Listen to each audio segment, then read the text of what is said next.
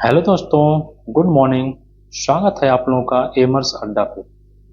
चित्रकला के मूलाधार के टॉपिक का आज चौथा लेक्चर है, जो है रेंडरिंग प्रोसीजर यानी चित्रांकन पद्धतियाँ।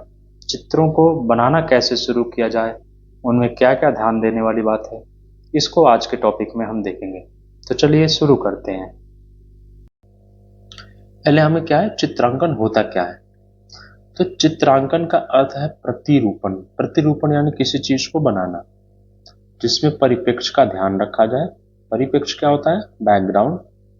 और यह व्यापक अर्थ वाला जो चित्रांकन है, व्यापक अर्थ वाला शब्द है। इसके अंतर्गत चित्रांकन की समस्त विधाएं या किसी भी तरह से कुछ भी बनाया जाए वो सभी शामिल होती है। जैसे कोई भी माध्यम जैसे चूने से बना हो, गेरू से, खड़िया से, पेंसिल, चारकोल, तोलिका या पट्टिका, किसी भी चीज से बना हुआ कोई भी चीज क्या है, चित्रांकन कहलाएगा। और किसी भी सतह पर हम इन सब के द्वारा किसी भी सतह पे कुछ भी बना दें। जैसे एक हमने ये लाइन खींच दी, तो ये क्या है, चित्र है। किसका? ये लाइन का चित्र बन गया। हमने ऐसे गोल बना दिया, ये क्या है, सर्कल का चित्र बन गया, तो वो क्या है, चित्र कहलाता है। और कला की जिस सामग्री या पद्धति द्वारा बनाया जाता है उसे चित्रांकन पद्धति कहते हैं। चलिए इसके कुछ पक्ष हैं, जैसे सामग्री और रूप योजना। रूप योजना और सामग्री। तो सामग्री में क्या आती है? चित्र में निर्माण हेतु अनेक सामग्रियों प्रकार का और रूप होते हैं। जैसे इनको तीन भाग में बांटा जाए जो सामग्री है। कौन कौन से? उपकरण, किस उपकरण से चित्रांकन किया गया, कैसा रंग भरा गया, और सामग्री का प्रभाव क्या। तो उपकरण में क्या है, ये जैसे पेंसिल से हम बनाते हैं, पेन से, तूलिका से, नाइफ पेंटिंग भी होती है। इन उपकरणों के आधार पर विभिन्न विधाओं द्वारा चित्रांकन किया जाता है। अलग अलग टेक्निक्स से किया जाता है। जैसे तूलिका में जल रंग में भी प्रयोग होता है, ऑयल पेंट में भी होता है। चाकू के क्या है, खासतौर से ऑयल पेंट में ही प्रयोग किया जाता है। फिर जिस पेंसिल चित्रांकन जिसे पेंसिल चित्रांकन पेंसिल से करेंगे, पेन चित्रांकन पेन से अगर किया तो कहा जाता है। अब आता है अगला हमारा क्या है, रंग। जब रंगों को मिलाए जाने वाले माध्य पदार्थों एवं वाहनों के आधार पर चित्रांकन को सूखे माध्यम और गीले माध्यम में यानी वेट पेंटिंग और ड्राई पेंटिंग दो रूप में बांटा गया है। जैसे सूखे माध्यम क्या है, पेंसिल से हम कर रहे हैं, स्केच बना रहे हैं, पेस्टल कलर आते हैं, ये सब क्या है, सूखे को। गीले में ऑयल पेंट है, टेम्परा है, एक्रेलिक है, वाटर कलर है, ये सारे क्या है, गीले माध्यम में आते हैं। फिर नेक्स्ट है सामग्री का प्रभाव। जैसे उपकरण और रंग सामग्री की सहायता से चित्र फलक पर प्रयोग द्वारा जो आकार के चित्र बनते हैं वे सामग्री के इस्तेमाल के अनुसार चित्र तल को प्रभावित, यानी कि किस सामग्री, कौन सा चित्र तल है जिसपे किस सामग्री का प्रयोग किया जाना चाहिए, वो कह रहा है। ये प्रभाव रेखा वाश के रूप में प्रकट होते हैं, या फिर रेखी या वाश तथा रेखी एवं वास कहते हैं। रेखा और वास जब मिलता है तो रेखी वास। अब इसमें वर्ण योजना के आधार पर अवर्णी हो गया, एक वर्णी हो गया, बहुवर्णी हो गया। यानी अवर्णी का मतलब ब्लैक एंड व्हाइट, कोई कलर नहीं है। एक वर्णी एक सिंगल कलर, जब मोनोक्रोमेटिक कहते हैं। बहुवर्णी को क्या हुआ, एक से अधिक, बहुत सारे कलर को मिला के चित्रण किया जाए। चित्र हमारा सामग्री के आधार पर था।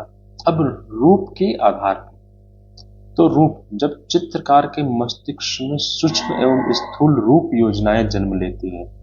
क्या है, सूक्ष्म एवं स्थूल, यानी कि जब रूप योजना जन्म लेना शुरू करती है और जब चित्र फलक पर अवतरित होती है। यानी चित्र फलक जैसे ये मान लेते हैं हमारा कैनवास है, जब इस पे उसने बनाना क्या कर दिया, किसी चित्रकार ने बनाना शुरू कर दिया, तो एक अमूर्त या मूर्त, जैसे एक आदमी का बनाया हमने तो क्या, मूर्त रूप। कुछ भी अगर और कुछ बनाते हैं जिसमें किसी फिक्स मूर्त का ना हो, प्रतिनिधित्वात्मक रूप योजना कहलाती है।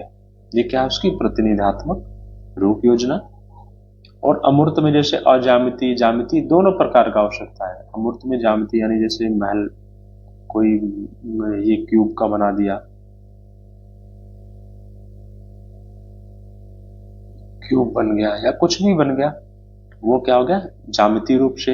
अज्यामिति यानी कि कुछ भी बना दो, जिसे कोई फिक्स माप या फिर तौल न रखी जाए, हो सकता है। अब इसके पद्धतियां हैं, जैसे रेखी द्विआयामी, रेखी त्रिआयामी, रेखा विहीन द्विआयामी और रेखा विहीन त्रिआयामी। यानी जो चित्रांकन की पद्धतियां उसमें क्या है, मेन 2 डायमेंशनल एंड 3 डायमेंशनल। इसमें क्या है, हम आगे वाले पार्ट को ये हटाएं तो इसमें क्या है 2 डायमेंशनल और 3 डायमेंशनल, इन दोनों पे चलती है। यानी कि उसमें रेखाओं के द्वारा 2 डायमेंशनल दिखाना या 3 डायमेंशनल, या फिर बिना रेखा के रंगों के द्वारा या फिर और कोई सी प्रभाव उसमें डाल के उसको 2 डायमेंशनल या 3 डायमेंशनल के रूप में प्रदर्शित करना। फिर रूप सौंदर्य के आधार पर, जो रूप का सौंदर्य है उसके आधार पर क्या है, तो परंपरागत आदर्शवादी, इसमें आकृतियों की विषमताओं एवं कुरूपताओं को कम करके उन्हें आदर्श अनुपात में, ये क्या है आदर्श, किसी भी चीज की आदर्श अवस्था क्या होती है, जो उसमें की अलग अलग जो विषमताएं हैं उसको न माना जाए, एक जैसी। और इसमें क्या परंपरागत आदर्शवादी, यानी कि एक फिक्स अनुपात में किसी भी आकृतियों को अंकित करना। अलंकारिक रूप क्या होते हैं, तो अलंकारिक रूप है जिन आकृतियों को सौंदर्य उत्पन्न करने के लिए अलंकारिता या सजावट को बहुतायत में इस्तेमाल किया जाए। जैसे हास्य, क्या है, किसी एक चित्र को बनाए उसमें हास्य इतने अलंकरण, वो किस लिए कर रहे हैं, ताकि ये चित्र में एक सौंदर्य की अनुभूति हो। और इस प्रकार के रूपों के अंतर्गत यानी कि क्या है अलंकारिक रूप। नैसर्गिक या वस्तु के यथार्थवादी कला से सब उसका पहला रूप है। नैसर्गिक क्या है, यथार्थवादी कला का सबसे पहला रूप है। इसमें सामने उपस्थित दृश्य अथवा वस्तु के समस्त सुंदरता असुंदरता सहित चित्रण, यानी कुछ भी जो जैसा दिखा सेम टू सेम वैसा ही उतार दे, वो क्या है नैसर्गिक। कलात्मक सौंदर्य संयोजन का इसमें कोई, यानी कि अपने मर्जी से इसमें सौंदर्य या फिर संयोजन का किसी भी तरह का प्रभाव न डाला जाए। फिर यथार्थवादी, तो ऐसे चित्रों या व्यक्तियों को बिना किसी आदर्श परिवर्तन किए वैसी की वैसी ही, यानी पूरी कार्बन कॉपी, उसमें कोई परिवर्तन न हो, कार्बन कॉपी कर दी जाए जैसी वो दिखती है वैसी ही। तो व्यक्ति चित्रण में सबसे ज्यादा इसका प्रयोग, यथार्थवादी क्या है, व्यक्ति चित्रण में सबसे ज्यादा इसका प्रयोग होता है। विकृत के आधार पे, विकृत के आधार पे जैसे आवेशित रेखी पद्धति, इसमें क्या है रेखाओं को वेग के साथ शिथिल, बारीक, मोटी, खुरदरी या चिकनी आदि के रूप में दिखाया जाए। यानी रेखाओं को जहां पे वेग गति है वहां पे वो पतली हो जाएंगी, जहां पे नहीं वहां पे रेखाएं मोटी हो जाएंगी, खुरदरी हो जाएंगी। तो उसके साथ जो दिखाया जाता है उसमें क्या है आवेशित रेखी पद्धति। निर्वर्ण रेखी पद्धति, यानी कि निर्वर्ण यानी बिना रंग के, जिसमें चित्र आकृतियों में गहरे रंग भरने के उपरांत आसपास के धरातलों में इस प्रकार रंग भरना कि आकृति के सभी और थोड़ा थोड़ा खाली स्थान छूट जाए। यानी कि थोड़ा खाली स्थान यानी कि वहां पे रंग न भरा जाए। हमने पहले देखा निर्वर्ण है यानी बिना रंग का, तो जब गहरा रंग भर दिया आकृति में हमने, उसके आसपास ऐसा स्थान छोड़ दिया जिसमें रंग ही न भरा जाए, वो क्या हुआ निर्वर्ण रेखी पद्धति। फिर आभासात्मक, आभासात्मक में क्या है पूरे चित्र में और मिश्रित रंगों के तिरछे, क्षैतिज या बिंदु के रूप में लघु तूलिका, छोटी तूलिका द्वारा के घातों को रूप सृजित की जाती है।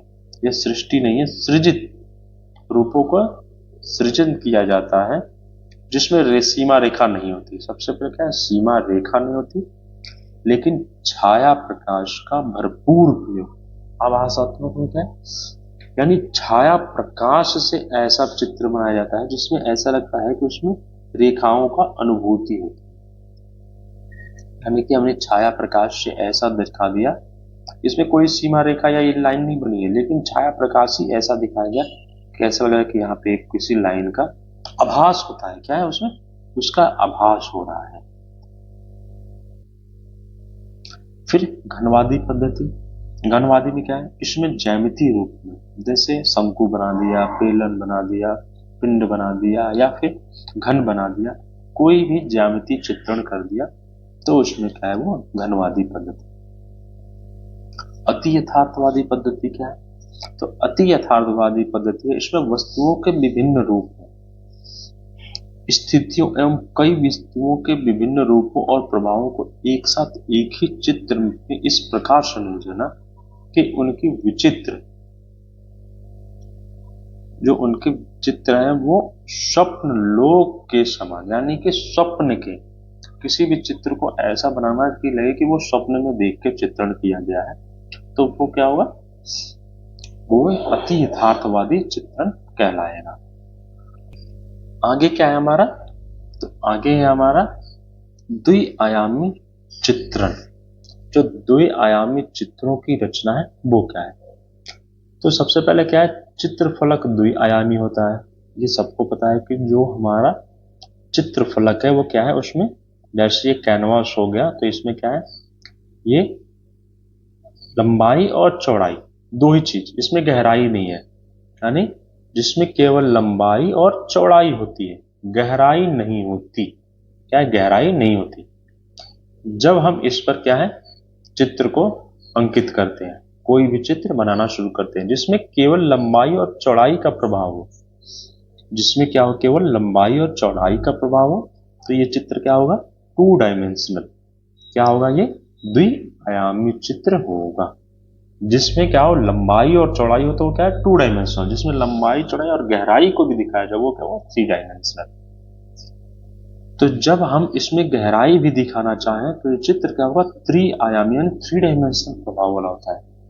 अब क्या है? 2 डायमेंशनल बनाने के लिए क्या क्या प्रमुख बातें हैं? जैसे चित्र रचना में गहराई का जरा भी विचार नहीं होना चाहिए। सबसे पहला क्या है? गहराई का कोई विचार नहीं डालना चाहिए, और संपूर्ण चित्रफल को एक सपाट यानी 2 डायमेंशनल समझ के उस पर डिजाइन तथा उसके ही हिसाब से संयोजन करना चाहिए। फिर आकृतियों को महत्व के अनुसार छोटा या बड़ा बनाया जाए, जैसे निकट की आकृतियों या दूरी के ख्याल से नहीं, यानी क्या है? आकृतियों को उनके महत्व के अनुसार, जैसे मुख्य आकृति को बड़ी और जो उसके आसपास की उसके सहायक आकृति, जैसे मुख्य आकृति बड़ी बनी और सहायक आकृतियों को छोटी छोटी बनाया जाए। ये नहीं कि मुख्य एक ही बड़ी आकृति बना दी जो नजदीक की है और दूर की को छोटी ऐसे बना दी। इसमें फिर क्या हो जाएगा? 3 डायमेंशनल प्रभाव आ जाएगा। इसमें क्या होगा? ये जो परिप्रेक्ष्य में जो आकृति छोटी वाली आएगी वो 3 डायमेंशनल प्रभाव डालेगी, लेकिन इसमें क्या है? जो सहायक आकृति है उसको दूरी के ख्याल न करके महत्व, यानी जिस आकृति का महत्व ज्यादा है वो बड़ी, जिसका महत्व कम है वो छोटी आकृति बनाई जाए। छाया प्रकाश और परिप्रेक्ष्य को एकदम ध्यान, जैसे इसमें क्या है? परिप्रेक्ष्य का आ जाएगा, दूरी दिखाएंगे तो इसका कोई भी नहीं करना चाहिए इसमें, और ना ही आकृतियों में छाया प्रकाश डालना चाहिए, नहीं तो इसमें 3D इफेक्ट आएगा। फिर आगे पीछे की आकृतियों के निरूपण। अब क्या है? आगे और पीछे की जो आकृतियां उनमें क्या क्या ध्यान देना चाहिए? तो क्या है? आगे की हर आकृति अपने पीछे वाली आकृति के कुछ भाग को छिपाए या काटे। अब इसमें क्या कह रहा है? जैसे ये एक आकृति बन गई, ये पीछे की है, तो जब आगे की आकृति बनेगी तो उसमें क्या है? इसमें कुछ भाग इसको ऐसे दिखे कि ये आगे की तरफ आ रही है, इसका कुछ भाग इसके पीछे कट जाए, यानी कुछ भाग उसके पीछे छिप जाए। रंग योजना में एरियल प्रोस्पेक्टिव यानी परिप्रेक्ष्य का पालन न किया, यानी इसमें न दिखाया जाए कि ये परिप्रेक्ष्य का ध्यान ही न दिया जाए, सीधा सीधा। जैसे आगे की आकृति में गर्म रंग, इसमें क्या है? गर्म रंग, और इससे संयोजित जो पीछे क्या कहते हैं उसमें क्या? ठंडे रंगों का प्रयोग करके भरना चाहिए ताकि लगे कि एक आगे है और एक दूसरी पीछे। पीछे की आकृति आगे वाली आकृति से पर्याप्त ऊंची अंकित की जाए। अब क्या है, जो आगे की आकृति है तो पीछे की आकृति क्या होगी, इससे ऊंची अंकित की जाए, इससे ऊंची अंकित की जाए। क्षितिज रेखा को चित्र के ऊपर बॉर्डर लाइन के पास पहुंच जाए तो ये क्या होगा, जो क्षितिज रेखा है वो क्या होगी, ऐसे बॉर्डर लाइन के पास पहुंच जाएगी। फिर बहुत ऊंची मालूम पड़े तो फिर क्षितिज रेखा बनाई ही न जाए। अब नेक्स्ट है, अब चित्र भूमि को बांटना। इसमें क्या है, चित्र हो सके तो चित्र को अग्रभूमि, मध्य और पृष्ठभूमि के रूप में बांटा ही न जाए। जब हम 3D, 3 डायमेंशनल इफेक्ट किसी चित्र में डालते हैं तो उसको क्या करते हैं, 3 पार्ट में चित्र भूमि को, यानी कि फोरग्राउंड, मिडल ग्राउंड और बैकग्राउंड, 3 रूप में डिवाइड करके उसमें चित्रण करते हैं। फोरग्राउंड में जो मुख्य आकृतियां हैं, मिडिल ग्राउंड में उसके सहायक, और बैकग्राउंड में जो परिप्रेक्ष्य यानी कि उसके जैसे महल बन गया या फिर कोई भी चीज, कोई प्राकृतिक दृश्य का बना दिया, उनको लिया जाएगा। वैसे चित्र, यदि चित्र तल का विभाजन करना पड़े, यानी चित्र तल को कोई विभाजन नहीं, बिना विभाजन के 2 डायमेंशनल चित्र बनते हैं। इसमें एक क्वेश्चन बन सकता है, जैसे चित्र तल का विभाजन कितने भाग में किया, मतलब चित्र तल का जो विभाजन किया जाता है वो किस तरह की आकृतियों में, तो 2 डायमेंशनल, 3 डायमेंशनल, एक वर्णी आ गया, बहुवर्णी किसमें, तो क्या होगा 3 डायमेंशनल। तो रंगों के अलग अलग ऊर्ध्व एवं क्षैतिज पट्टियों के रूप में तलों की रचना की जाए। अब इसमें क्या है, रंगों के द्वारा, इसमें क्या है, रंगों के द्वारा उसको ऐसा दर्शाया जाए कि ये विभाजन है, लेकिन विभाजन नहीं करना है। इनके तलों पर आकृतियां अंकित होनी चाहिए, और यदि इन पट्टियों को काटे तो चित्र में विशेष गति और प्रभाव उत्पन्न हो सके। नेक्स्ट पॉइंट क्या है, वस्तुओं में वास्तविक वर्णों के स्थान पर सुंदर और अभिव्यक्ति परक वर्ण योजना का प्रयोग करें और उन्हें सपाट तरीके से प्रयोग में लगाएं। सपाट तरीके से यानी कि एक कलर हमने ये लगा दिया और सिर्फ ऐसा नहीं कि इसको अलग से प्रभाव दिखाते हुए दूसरे कलर को यहाँ पे लगाए, नहीं, और दूसरा कलर एक, यानी कि एक कलर खत्म फिर दूसरा कलर, ऐसे करके उन्हें स्पष्ट दिखना चाहिए कि कलरों के भेद, अलग अलग कलर के जो क्या है भेद, और यहाँ पे जो बीच में जो टच हो रहे हैं यहाँ पे पता ना चले, यहाँ पे पूरा स्पष्ट रूप से पता चलना चाहिए। और जब 3 डायमेंशनल करते हैं तो क्या उसमें पता नहीं चलता है, वो एक दूसरे को ओवरलैप करते हुए ऐसे अपने टोन को चेंज कर देता है। सभी रूपों के पार्श्वगत एवं सम्मुख स्थानों को अंकित करें और इन्हें वस्तुओं को द्विआयामी में दिखाने में सहायता मिलती है। आकृतियां सरल हो, एकदम बेसिक फॉर्म में हो तो क्या होता है, उसमें 2 डायमेंशनल प्रभाव आता है। नेक्स्ट है हमारा 3 डायमेंशनल रचना, 3 डायमेंशनल जो रेंडरिंग है। अब 3 आयामी रचना से सबसे पहले 3 आयामों को अंकित करने की विधि का ज्ञान, उसमें क्या है, उसकी विधियों का ज्ञान होता है, और इस विधि को परिप्रेक्ष्य विधि यानी कि प्रोस्पेक्टिव मेथड्स कहा जाता है। अब देखते हैं परिप्रेक्ष्य क्या है। तो 2 आयामी चित्र तल में गहराई का आभास और आकृतियों घनत्व उत्पन्न, ये 2 नहीं, ये 3 की विधि को ही परिप्रेक्ष्य कहते हैं। ये क्या है, 3 आयामी चित्रतल में। तो 3 आयामी चित्रतल में क्या है, परिप्रेक्ष्य के द्वारा ही उसमें गहराई दिखाई जाती है। 2 टाइप के होते हैं, एक होता है लीनियर प्रोस्पेक्टिव, रेखी परिप्रेक्ष्य, और दूसरा वायवी यानी एरियल प्रोस्पेक्टिव, लीनियर और एरियल। अब देखते हैं रेखी परिप्रेक्ष्य। रेखी परिप्रेक्ष्य क्या है, इसके आवश्यक, इसमें कौन कौन से, रेखी परिप्रेक्ष्य में क्या क्या दिखाई, तो क्या, चित्रतल जिसे पिक्चर प्लेन या पिक्चर सरफेस कहते हैं। चित्रतल क्या है, ये जिसपे हमें चित्र बनाना है। मान लेते हैं कैनवास है, हाथी का दांत है, लकड़ी है, भित्ति है, ये क्या है, भित्ति यानी दीवार। स्थिर बिंदु, कोई एक पॉइंट चुनेंगे जो स्टैटिक पॉइंट होता है, स्टेशनरी पॉइंट जिसके आसपास सारी आकृतियां बनाई जाती है। दृष्टि बिंदु, पॉइंट ऑफ साइट होता है जो फर्स्ट उसमें अट्रैक्ट करता है। लाइन ऑफ विजन यानी स्थिर बिंदु और आंख के बीच में जो एक इमेजिनरी लाइन बनती है उसे लाइन ऑफ विजन। क्षितिज रेखा, दृष्टि स्तर, लाइन ऑफ ऑरिजिन या आई लेवल। फिर वैनिशिंग पॉइंट जिसे अदृश्य बिंदु। तो आइए इनके बारे में देखते हैं। ये अच्छा, सबसे चित्रतल। तो चित्रतल वह काल्पनिक पारदर्शी द्विआयामी तल है जिसकी लंबाई चौड़ाई निश्चित सीमाओं के साथ हम स्वयं को उसकी दूरी की भी कल्पना कर लेते हैं, चित्रतल कहलाता है। यानी चित्रतल वह काल्पनिक पारदर्शी भूमि है जिसके बीच चित्रकार चित्रण योग्य वस्तु को देखता है, यानी चित्र बनाता है। चित्रित आकृति को इस प्रकार चित्रभूमि पर वही रूप ग्रहण करता है जैसा दर्शक को दिखाई देता है। नेक्स्ट क्या था हमारा? Stationary point. यह वह स्थिति है जहां दर्शक के नेत्र किसी आकृति को देखते हैं। इस बिंदु को स्थिर रखकर ही आकृतियों को सही परिप्रेक्ष्य में अंकन संभव है। दूसरे शब्द में कहें तो बिंदु पर स्थिर होकर आंख किसी दृश्य को देखती है, वह स्थिर बिंदु। यानी कि किसी एक चीज को पॉइंट कर दिया हमने, इसके आसपास से इसी के परिप्रेक्ष्य में सारी को सबको देखना, क्या है वो? स्थिर बिंदु। पॉइंट ऑफ साइट, जब हम स्थिर बिंदु को किसी सामने वस्तु को देखते हैं तो स्थिर बिंदु के ठीक सामने क्या है? ठीक सामने वस्तु में दृष्टि बिंदु होता है। क्या होता है? वस्तु में दृष्टि बिंदु, या फिर दर्शक की आंख के ठीक सामने क्षितिज रेखा पर काल्पनिक बिंदु। ये क्या? एक काल्पनिक बिंदु मानकर उसके त्रिआयामी की रचना, यानी जो क्षितिज रेखा कहीं भी मान लेते हैं, क्षितिज रेखा का एक गठ किया गया, उसमें कोई एक बिंदु जिसको कि त्रिआयामी रूप की रचना की जाती है उससे। दृष्टिपथ, तो क्या है? स्थिर बिंदु को और दृष्टि को मिलाने वाली काल्पनिक रेखा को दृष्टिपथ कहते हैं। यह दृष्टि बिंदु नहीं दिखाई देगा। क्षितिज रेखा, लाइन ऑफ ऑरिजिन या फिर आई, इसमें देखते हैं। ये बहुत इंपॉर्टेंट पॉइंट है।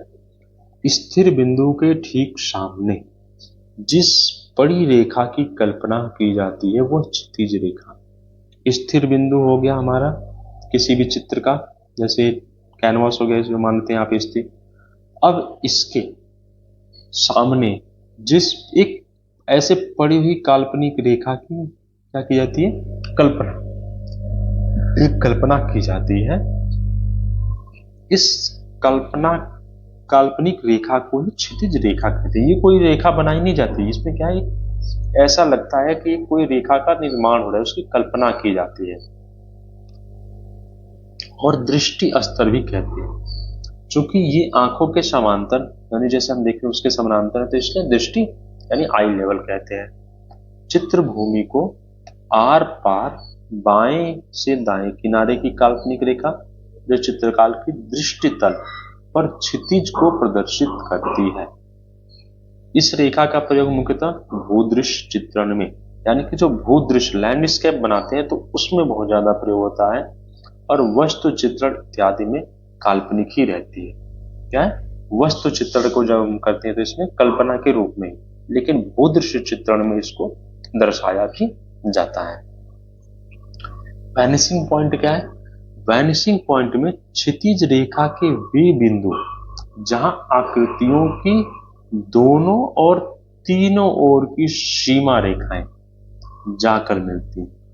क्या है इसमें? क्षितिज रेखा के वे बिंदु जहां आकृतियों के दोनों और तीनों ओर की, जैसे लंबाई चौड़ाई दो आ गई। अब इसमें क्या है? अगर 3 डायमेंशनल दिखाया तो जो तीसरी रेखा भी जहां पे आके मिलती है, तो ये बिंदु क्या है? वैनिशिंग पॉइंट है। क्या है? वैनिशिंग पॉइंट है। अब इसमें अब परिप्रेक्ष्य को देख लिया, उसमें देखा हमने रेखी परिप्रेक्ष्य के बारे में देख रहे थे। रेखी परिप्रेक्ष्य में ये सारे बिंदुओं को हमने देखा। अब इसमें आगे चलते हैं। घनवादी आकृतियों में जो पर्सपेक्टिव्स है वो कैसे, क्या प्रयोग है? तो इस वर्ग में वे आकृतियां आती हैं जो वर्ग आयत के त्रिआयामी रूपों को बनाते हैं। जैसे क्या है? भवन है, पुस्तक, ईंट, साबुन, संदूक, चौकोर कोई भी टिकिया या चौकोर आकृतियां, वो क्या आती हैं? घनवादी आकृतियों में। अब इसमें क्या है, समांतर और कोणीय परिप्रेक्ष्य। इसमें समांतर और एंगुलर यानी पैरेलल एंड एंगुलर पर्सपेक्टिव। इसके प्रारंभिक अवस्था में रेखाएं आपस में समकोण बनाती हैं, जो समकोण तथा समांतर रहती हैं। ठीक है, आपस में समकोण बनाती हैं और समांतर रहती हैं। जब प्रारंभिक अवस्था में तो समकोण, बाद में समांतर, तो इसे क्या है, समांतर परिप्रेक्ष्य, पैरेलल पर्सपेक्टिव। और इनमें कोई दो रेखाएं जो क्षितिज के किसी एक बिंदु पर नहीं मिलती। द्वितीय एवं तृतीय स्थिति में कुछ रेखाएं तो समांतर रहती हैं, यानी कि पैरेलल ही चली जाती हैं, और कुछ और रेखाएं होती हैं जो कि न्यून कोण बनाती हैं। न्यून कोण क्या होता है, जैसे 90 डिग्री से कोई भी छोटा कोण न्यून कोण, ये सारे न्यून कोण के तहत आएंगे। ये मान लेते हैं समकोण हो गया 90 डिग्री का। इसके अलावा इससे यहाँ पे भी खींचते हैं, कहीं भी एक लाइन खींच के कोण बनाए तो वो क्या होता है, न्यून कोण। न्यून कोण पे मिलती है तो ये क्षितिज बिंदु के किसी पर मिल जाते हैं, तो इसे कोणीय परिप्रेक्ष्य कहते हैं। क्या कहते हैं, एंगुलर पर्सपेक्टिव। जब यह मिलन किसी अदृश्य बिंदु पर होता है तो इस बिंदु परिप्रेक्ष्य यानी वन पॉइंट पर्सपेक्टिव, यानी ये जो मिलन है वो कहाँ पे, किसी बिंदु पे होता है, किसी एक ऐसे जो अदृश्य, तो वो क्या होता है, वन पॉइंट पर्सपेक्टिव। और यह मिलन दो बिंदुओं पे होता है तो टू पॉइंट यानी द्विबिंदु प्रोस्पेक्टिव हो जाता है। 3 पर हो तो 3 पॉइंट बोलते हैं। और 3 बिंदु तभी उपस्थित होते हैं जब हम किसी बहुत ऊंचे भवन या चौकोर मीनार को देखते हैं। क्या है, बहुत ऊंचे भवन या चौकोर किसी मीनार को देखते हैं। तो कोणीय परिप्रेक्ष्य के समस्त नियम किस पे लागू होंगे, 3 डायमेंशनल, जिसमें बेलन, शंकु या कोई भी 3 डायमेंशनल आकृति हो उसी पर। अब आ गया एक बिंदु तथा अनेक, सिंगल पॉइंट और मल्टी पॉइंट। इसमें क्या है, किसी चित्र में अंकित विभिन्न आकृतियों को हम जितने स्थिर बिंदुओं से देखते हैं, जितने स्थिर बिंदु से देखते हैं उतनी ही स्थितियां बनती हैं। उतनी क्या है, उतनी ही स्थितियां। ऐसा जानबूझकर, क्योंकि ये चित्रों में जो सौंदर्य को दिखाने के लिए चित्रकार करता है।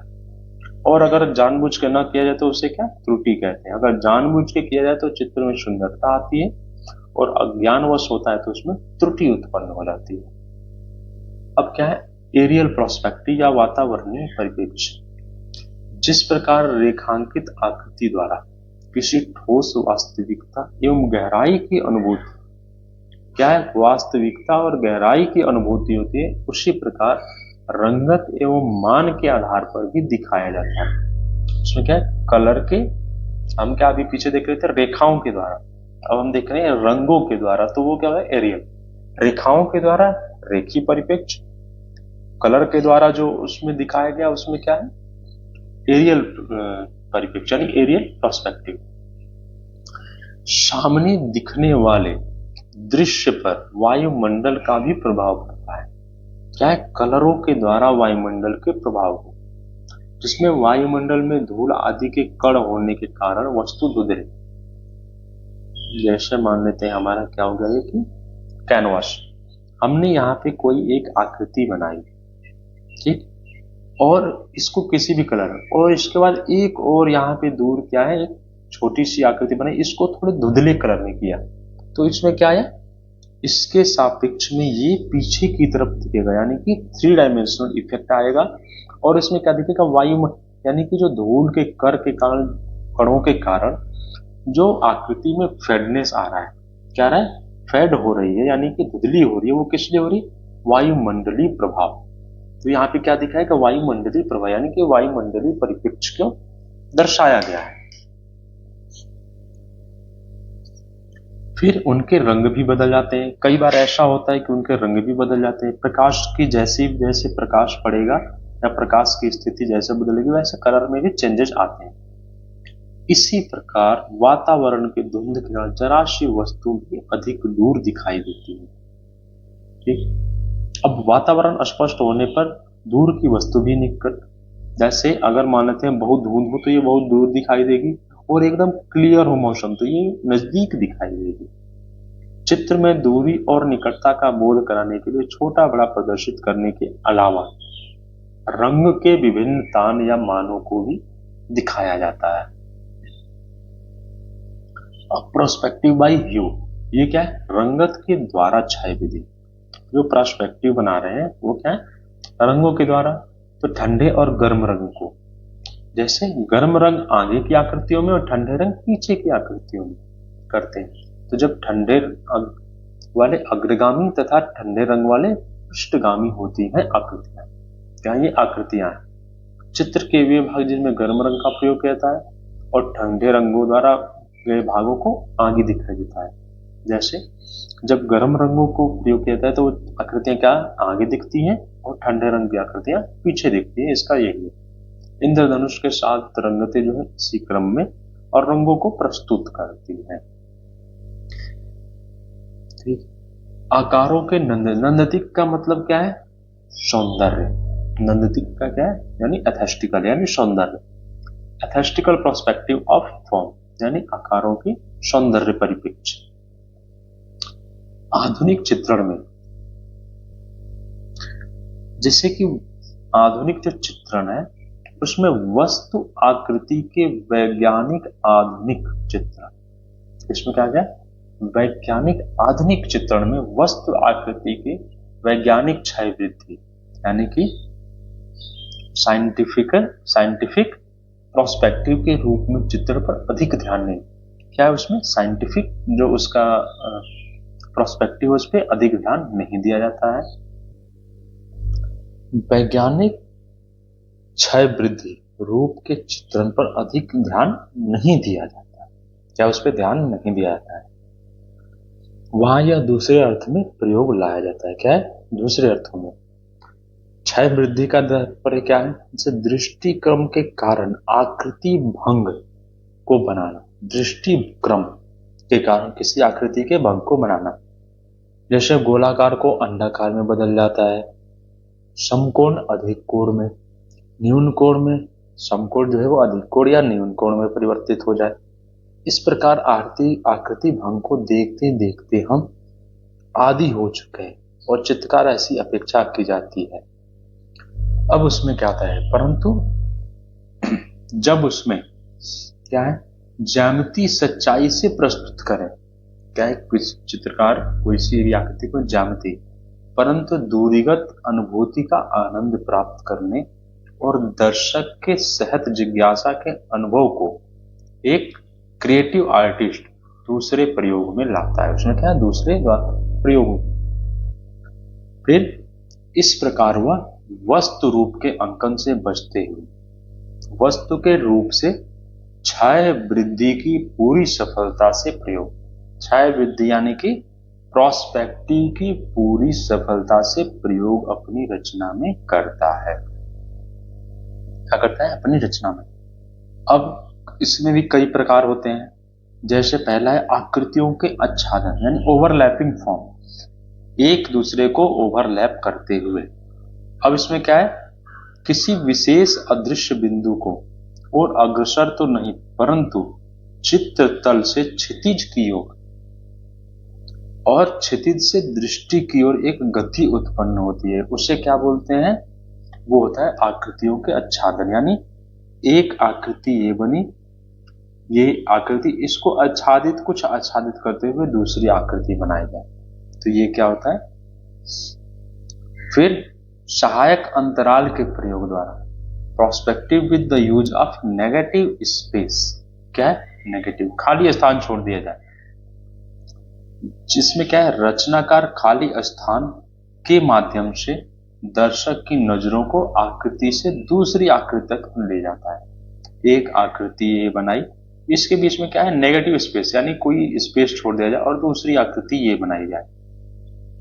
इसमें दोनों आकृतियों के अनुपात इस प्रकार सुनिश्चित किया जाता है कि दृष्टि एक रूप से दूसरे रूप तक स्वाभाविक रूप से, यानी इनके जो अनुपातों का ऐसा किया जाता है कि देखने से एक गति की वो अनुभूति होती है, रिक्त स्थान को पार करते हुए एक दूसरे तक पहुंचे तब नंदतिक यानी कि सौंदर्य का अनुभव करती है।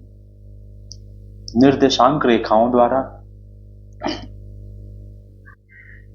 अब निर्देशांक यानी कि गाइडलाइंस, निर्देशक रेखाओं द्वारा, जो गाइडलाइंस होती हैं उनके द्वारा कैसे दिखाया जाएगा ये देखते हैं। दृष्टि को आगे या पीछे ले जाने के लिए, यानी कि आगे की आकृति है या पीछे की आकृति है, इसके लिए निर्देशक रेखाओं का सहारा है। एक क्या है, गाइडलाइन का सहारा लेना पड़ता है। इनके इस्तेमाल करके अग्रगामी या पृष्ठगामी प्रभाव उत्पन्न किया जाता है, यानी कि आगे की आकृति है या पीछे की आकृति, इससे दिखाया जाता है। जिस प्रकार आकृति छोटा या बड़ा करके, परंतु बाहरी वर्ग के कोनों के अंदर के वर्ग में कोनों से यदि मिला दिया जाए तो यह अग्रगामी और पृष्ठगामी प्रभाव मिलता है। अब प्रोस्पेक्टिव बाय सिलिंड्रिकल फॉर्म, यानी कि गोलाकार आकृतियों में, ये हम क्या देख रहे हैं, ये सारे हम ये जो भाग हैं इनको कौन सा देख रहे हैं, इनमें एरियल प्रोस्पेक्टिव्स का यूज करके। रेखीय प्रोस्पेक्टिव तो देख लिया हमने, अभी क्या एरियल प्रोस्पेक्टिव क्या है, इसमें क्या रंगों के द्वारा हम दिखाते हैं।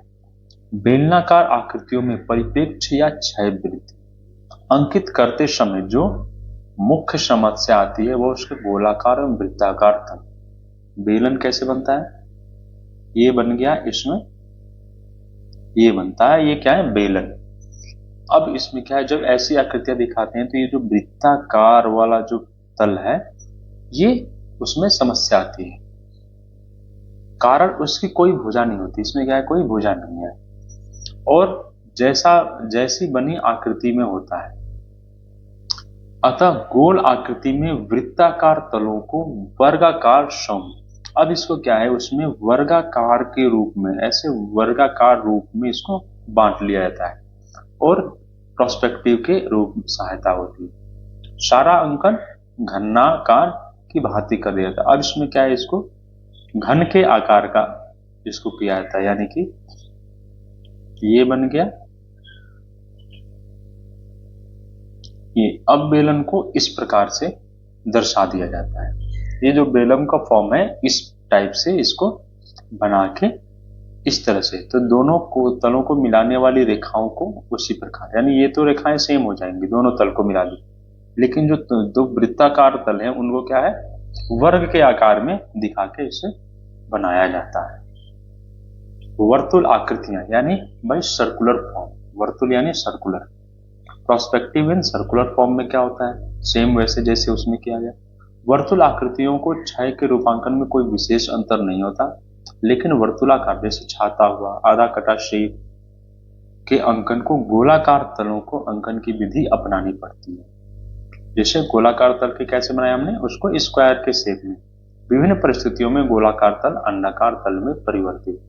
तो इसमें क्या हो जाएगा, ये जो हमने फॉर्म ऐसे बनाया, ये एक अंडाकार रूप का, ये जो गोल है, वृत्त है, वो क्या होगा, ऐसे अंडा के रूप में, यानी अंडाकार के रूप में बन जाएगा। अब कुछ कैरोस क्या होता है, कैरोस्क्यूरो, कैरोस्क्यूरो जिसे छाया प्रकाश कहते हैं, छाया प्रकाश को क्या कैरोस्क्यूरो कहते हैं। अब 3 डायमेंशनल जो छाया प्रकाश के द्वारा, प्रोस्पेक्टिव के द्वारा देख लिया आपने, अब क्या है छाया प्रकाश के द्वारा कैसे, तो जब भी हम कोई भी 3 डायमेंशनल आकृतियां बनाते हैं तो उसमें प्रकाश की आवश्यकता होती है। क्या होती है, लाइट। जैसे 3 डायमेंशनल दिखाएंगे तो कोई डार्क भाग होगा, कोई लाइटेड पार्ट, यानी कि शेड एंड लाइट, 3 डायमेंशनल में शेड एंड लाइट का। तो जो चित्रित की जाने वस्तु पर एक ही स्थान पर प्रकाश डालता रहे, ठीक, और जब प्रकाश एक ही बिंदु से आता है तो वस्तु के कुछ भाग पर अधिक और कुछ भाग पर कम पड़ता है। जो पीछे का पार्ट होगा उसमें कम पड़ेगा, फ्रंट वाले पार्ट में ज्यादा पड़ेगा। अब इसी दृष्टि से एक पिंड या एक घन पर प्रकाश डालता है। अब उसमें क्या है देखते हैं। अब इनमें क्या है, जो प्रकाश लाइट है उसको कई पार्ट में बांटा गया है। कौन सा, अति प्रकाश जिसे चरम लाइट, चरम प्रकाश या हाई लाइट, फिर प्रकाशी भाग उससे थोड़ा सा कम होगा जो कि लाइटेड पार्ट है, फिर मिडिल टोन एरिया यानी मिडिल प्रकाश, छायांकित शेडेड। अब ये क्या है, ये बीच का पार्ट आ गया। अब यहां से शेडेड शुरू होंगे, शेडेड आ गया, प्रतिबिंब यानी रिफ्लेक्टेड लाइट, उसके जो छाया प्रकाश बने, और प्रतिछाया यानी कास्ट साइड यानी उसकी पूरी की पूरी छाया। अब चरम प्रकाश क्या है? यहाँ पे वस्तु पर पड़ने वाले प्रकाश सबसे अधिक होता है। प्रकाशित में बहुत मतलब पर्याप्त मात्रा में पड़ता है, इतना नहीं पड़ता कि बहुत ज्यादा, लेकिन वो भाग जहाँ पे पूरा लाइटेड होता है, चरम प्रकाश के समीप वाला प्रकाशित भाग होता है। मध्यम, मध्यम कहता है यह प्रकाश के अंधकार को मिश्रित करता है, ये प्रकाश और अंधकार दोनों के बीच का पार्ट है और वहां पे प्रकाश होता है। छायांकित, जहां से अंधकार की शुरुआत होती है, यहां से लाइटेड डार्क शेड शुरू होता है। प्रतिबिंब में क्या है? छायांकित का अंधेरी स्थान पर किनारे के विपरीत दिशा में आने वाले प्रकाश से अंधकार अथवा छाया की मात्रा कम हो जाती है। छाया की मात्रा, और यह प्रकाश जितना अधिक होगा अंधकार उतना ही कम होगा। फिर प्रतिछाया क्या है? वस्तु की भूमि पर पड़ने वाली छाया, यानी उसका क्या? परछाई जिसे बोलते हैं, उसका क्या? परछाई। यह वस्तु के छायांकित भाग की अपेक्षा अधिक अंधकार होती है। ये जो छायांकित भाग है उससे अधिक अंधकार में होती है। अब इन दोनों में क्या है? छाया प्रकाश और परिप्रेक्ष्य में क्या संबंध है? प्रोस्पेक्टिव और light and shade. Light and shade जिसे छाया प्रकाश कहते हैं, शेड यानी छाया, लाइट प्रकाश। छाया प्रकाश का यह विभाजन समीप की वस्तु के आधार पर किया जाता है। क्या है? समीप की वस्तु की। दूर की वस्तुओं में प्रकाश तथा अति प्रकाश वाले भाग एक समान दिखाई देते हैं। जो दूर की वस्तु है उसमें पता नहीं चलता। ये क्या? नजदीक की वस्तु में ही छाया प्रकाश को हम दर्शा पाते हैं। छायांकित भागों में प्रतिबिंब प्रकाश नहीं दिखाई देता है। क्या है? प्रतिबिंब प्रकाश नहीं दिखाई देता है, जबकि निकट की वस्तुओं में छायांकित भागों के विवरण भी स्पष्ट, यानी जो नजदीक की वस्तु है उसमें पूरा अच्छे से उसके डिटेल्स दिखाई देते हैं। दूर की वस्तुओं को छाया सपाट होती है। अगर हम किसी चित्र में एकदम ये दूर की वस्तु कैसे दिखाते हैं तो इसमें जो छाया दिखाएंगे वो सपाट सी रहेगी, लेकिन जो फोरग्राउंड यानी कि आगे की होगी इसमें छाया प्रकाश के पूरे अच्छे से डिटेल किया जाएगा। फिर दूर की वस्तु को छाया प्रकाश दोनों ही धुंधले हो जाते हैं। दूर की वस्तु में छाया और प्रकाश दोनों ही पता नहीं चलेगा, अर्थात न चमकदार होता है न छाया गहरी होती है। कभी कभी निकट के वस्तुओं में पैच वर्क बनाने के लिए आदि चित्रकार ने अपने नेत्र, ये वाला पार्ट है क्या है? आधे बंद। कई आकृतियां आजकल आती हैं जिसमें क्या है कि हम आधे आंख को बंद करते हैं तो उसमें कोई अलग सा इफेक्ट आता है, किसी भगवान का चित्र या किसी चीज को दिखता है, और पूरा खोलेंगे तो वो चित्र नहीं दिखेगा। ऐसे करके वो क्या है? प्रभाव दिखाते हैं। फिर उसी के आधार पर चित्रण होता है। और सिर्फ प्रकाश, उसमें क्या है? लाइट को देख रहे हैं हम, जैसे आधी आंख बंद कर दें तो कम लाइट में वो दिखेगा और ज्यादा लाइट में वो आकृति नहीं दिखेगी। सिर्फ प्रकाश और छाया से ही रेखाएं नहीं बनाई जाती। अब प्रोस्पेक्टिव और फॉरशॉर्टिंग यानी इन दोनों का क्या है? तो अब इसमें क्या है देखते हैं। चित्रकला के प्राचीन शास्त्रीय ग्रंथों में कलामर्मज्ञों ने छाया विधि का उल्लेख किया है। क्या? किसका? छाया विधि। और देखिए प्रोस्पेक्टिव एंड फॉरशॉर्टिंग, इनके अर्थ एक ही निकलते हैं, लेकिन उसमें क्या है? टेक्निकलिटी में, उसके जो टेक्निकल में थोड़ी सी अंतर है, उसको देख रहे हैं हम। और आधुनिक मर्मज्ञों में इसे यूरोप संदर्भ में परिप्रेक्ष्य कहा गया है।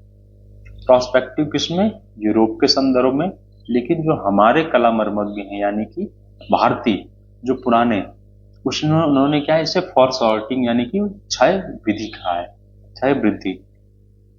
तथा परिप्रेक्ष्य या क्षय वृद्धि एक ही सिक्के के दो पहलू। क्या है? एक ही सिक्के के दो पहलू। शैलेंद्र नाथ डे जी ने क्या कहा है? काल्पनिक रेखाओं को ही परिप्रेक्ष्य कहते हैं। क्या कहा? काल्पनिक रेखाओं को परिप्रेक्ष्य। और क्षय वृद्धि में सौंदर्य और व्यंजना के आधार पर वस्तुओं के आकारों को घटाया एवं बढ़ाया जाता है। फिर क्षय वृद्धि वह वैज्ञानिक ढंग है जिसकी सहायता से ठोस आकारों को समतल सतह पर इस प्रकार अंकित किया जाता है जिससे कि उनका रूप आकृति की तरह ही ठोस व प्रमाण युक्त दिखाई दे। माने जिसे उसमें एक विशिष्ट दृष्टि बिंदु देखा गया। ऐसा करने पे क्या है, कुछ आकृतियों के अंग अवश्य ही आते हैं और कुछ क्षय हो जाते हैं, यानी कुछ कम हो, क्षय यानी कि घट खत्म हो जाना, और कुछ आते हैं। ये क्या है, रूपप्रद कला के मूलाधार नामक पुस्तक है किसकी, एस के शर्मा और आर ए अग्रवाल जी की। उन लोगों ने इसे कहा है, क्या कहा है, उन लोगों ने, किसने, एस के शर्मा और आर ए अग्रवाल, क्या, रूपप्रद कला के मूलाधार पुस्तक से। और क्षय वृद्धि के कुछ दृष्टिकोण है, क्या है, क्षय वृद्धि के, उनको देखते हैं। पहला है, रंगत के धुंधलेपन के अतिरिक्त पृष्ठगामी आकृति का रूप क्षय होता है। अब क्या इसमें आ गया, रंगत के धुंधले, रंगत का तो धुंधलापन होता ही है, इसके अलावा भी जो पृष्ठ की आकृति है आगे की अपेक्षा, ये क्या है, सापेक्षिक में चलेंगे, सापेक्ष यानी आगे के सापेक्ष, आगे की आकृति के सापेक्ष में, उसमें क्या होता है, कुछ रूप का क्षय यानी कुछ दिखाई नहीं देगा उसके रूप में। तथा पृष्ठगामी समांतर रेखाएं एक निश्चित कोण पर झुकती प्रतीत, एक निश्चित कोण पे क्या होती है, झुकती हुई प्रतीत होती है, कौन सी, समांतर रेखाएं। इस प्रकार दर्शाई क्षय वृद्धि को रेखीय क्षय वृद्धि कहते हैं। क्या कहते हैं, लीनियर फॉरशॉर्टिंग। फिर दूर की आकृतियों के रंगत पास की आकृतियों के परिप्रेक्ष्य में धुंधली और कम प्रकाशवान होती है। दूर का कम दिखेगा ये, इसलिए वैसे ही दिखाया जाता है। और दूर से दूर होने पर प्रत्येक रंगत का प्रभाव ठंडा, जैसे जैसे वो दूर होंगी वो रंगों का प्रभाव क्या है, ठंडा होता जाएगा। इस प्रकार केवल धुंध और वर्ण को पृष्ठगामी बनाकर भी वातावरणीय क्षय यानी कि एरियल फॉरशॉर्टिंग दिखाई जाती है। और केवल आकार के क्षय एवं वृद्धि के आधार पर नंदतिक, नंदतिक यानी सौंदर्यिक दूरी का प्रभाव उत्पन्न करने के नंदतिक क्षय वृद्धि यानी कि एस्थेटिकल फॉरशॉर्टिंग कहते हैं। यह वातावरणीय और रेखीय क्षय वृद्धि के वैज्ञानिक सिद्धांत से भिन्न है। भारतीय लघु चित्रों में इस सिद्धांत के आधार पर रचना, भारतीय लघु चित्र कौन कौन से हैं, पाल शैली में आएंगे, जैन शैली आएगी, अपभ्रंश मुगल शैली में लघु चित्र बने, पहाड़ी शैली, राजस्थानी शैली, इन सब शैलियों को जो लघु चित्र शैली पढ़ेंगे उसमें देखेंगे कि इसमें क्या है, किस चीज का नंद यानी सौंदर्यिक क्षय वृद्धि जो है, सौंदर्यिक क्षय वृद्धि यानी एस्थेटिकल फॉरशॉर्टिंग का बहुत ही अच्छे से प्रयोग किया गया है। रेखीय क्षय वृद्धि क्या है, उन सभी वस्तुओं को जिनके चित्रण अध्ययन काल में किया जाता है। क्या है, जब अध्ययन, उनके चित्रण क्या है, जब हम चित्रकला की पढ़ाई करते हैं उसमें, इसमें कुछ ठोस ज्यामितीय आकार होते हैं जैसे क्यूबिस्ट, इसमें कौन कौन से आएंगे, पुस्तक आएगा, डिब्बा, संदूक आदि। सिलेंड्रिकल, इसमें गोल डिब्बे, बोतल हो गई।